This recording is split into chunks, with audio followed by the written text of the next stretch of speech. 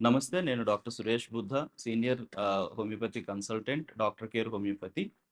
So, చాలామందికున్న doubt ఏంటంటే, oil పెట్టడం వల్ల డాండ్రఫ్ వస్తదా? సో, అసలు ఆయిల్ పెట్టాలా? వద్దా? సో, దీని గురించి మనం డిస్కస్ చేద్దాం.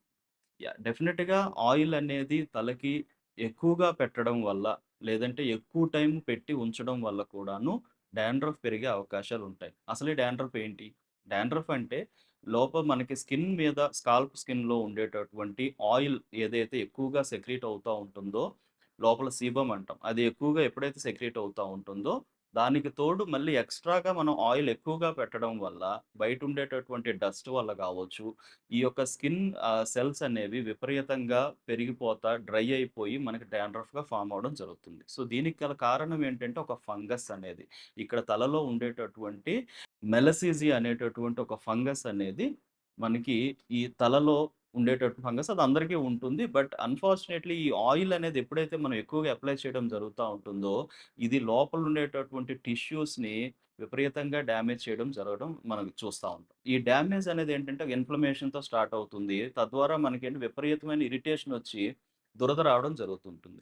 ఈ దురద మనం ఎక్కువగా గోకడం వల్ల ఇంకా ఇన్‌ఫ్లమేషన్ వస్తది. కొంతమందికి పెయిన్ చెప్తారు. కొంతమంది విపరీతమైన దురద ఎక్కువైపోతూ ఉంటుంది చెప్తారు. సో, ఈ విధమైన లక్షణాలు కనిపిస్తా ఉంటాయి.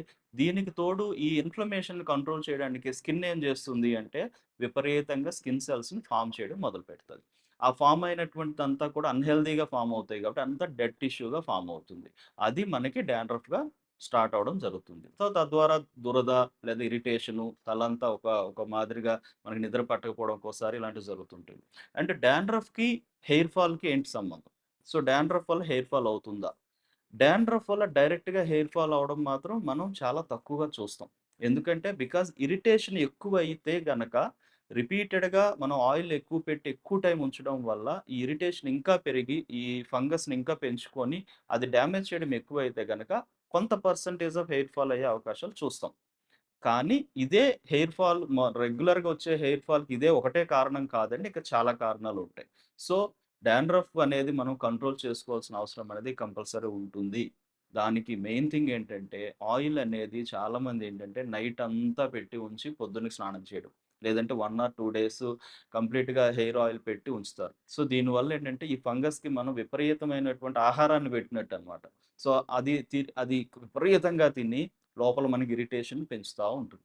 సో, దీనిని కంట్రోల్ చేయాలి. ఎట్లాగా అంటే డెఫినిట్‌గా ఆయిల్ అనేది స్నానానికి ఒక 1 అవర్ లేదా హాఫ్ అన్ అవర్ ముందు పెట్టి లైట్‌గా మర్దనా చేసేసి వెంటనే మంచి షాంపూస్ గాని ఏవైనా వాడతా దాన్ని రిమూవ్ చేసుకోవాలి. సో, ఇలా చేయడం అనేది అవసరం. అలానే ఎక్కువ శాతము డ్రైనెస్ తగ్గడానికి మనం హైడ్రేటెడ్‌గా అంటే ఎక్కువ వాటర్ బాడీకి ఇవ్వడం అనేది అవసరం. అలానే ఎక్కువ ఫైబరు, అలానే ఫ్రూట్సు ఇలాంటివి రిపీటెడ్‌గా, రెగ్యులర్‌గా ఉండేలా ప్లాన్ చేసుకోవాలి. ఆయిలీ ఫుడ్స్‌ని పూర్తిగా తగ్గించాల్సిన అవసరం అనేది ఉంటుంది. సో, బయట చాలామందేంటంటే జంక్ ఫుడ్స్ తింటూ ఉంటారు. ఎప్పుడు ఎవ్రీ ఈవినింగ్ అయితే ఏదో ఒకటి తింటూ ఉంటారు. సో, వీటన్నిటి వల్ల కూడాను ఆయిల్ అనేది ఎక్కువగా విపరీతంగా సెక్రీట్ అయిపోయి, మనకి డాండ్రఫ్ అనేది ఇంకా పెరిగే అవకాశాలు చూస్తూ ఉంటాం. సో, ముఖ్యంగా ఈ ఆహ్, ఆయిలీ స్కిన్ ఉన్నటువంటి వాళ్ళు మాత్రం ఈ విషయాన్ని చాలా జాగ్రత్తగా గమనించాల్సిన అవసరం ఉంటుంది. సో, డాండ్రఫ్ వల్ల జరిగే కొంత మేరకు హెయిర్ ఫాల్ కావచ్చు, డాండ్రఫ్ ఎక్కువ అవ్వడం కావచ్చు, స్కేలీగా ఫార్మ్ అవ్వడం లాంటివి ఇలాంటి కండిషన్స్ ఏవున్నా కూడాను డెఫినిట్‌గా మీరు కింద స్క్రోల్ అవుతున్నటువంటి ఫోను నంబర్‌కి కాల్ చేసి డాక్టర్ కేర్ హోమియోపతి క్లినిక్స్‌లో డాక్టర్ గారిని డైరెక్ట్‌గా కలిసి అది ఏ రకమైన కండిషను, అది నార్మల్ ఫంగల్ ఇన్ఫెక్షనేనా? లేదు అంటే డెర్మటైటిస్‌లో ఒక రకమా? లేదు అంటే స్కాల్ప్ సోరియాసిస్ లాంటిదా?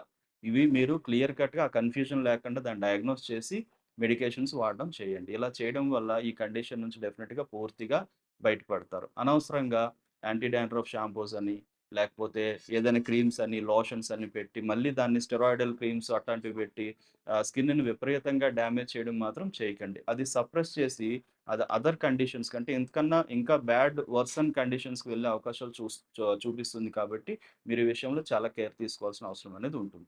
ఇలాంటి ఇష్యూస్ ఏమన్నా ఉన్నా కూడా dandruff or hair related issues ఏమున్నా కూడా కిందన స్క్రోల్ అవుతున్న నంబర్‌కి కాల్ చేసి డాక్టర్ కేర్ హోమియోపతి క్లినిక్‌లో మీరు డాక్టర్ గారిని డైరెక్ట్ కన్సల్ట్ అవ్వండి.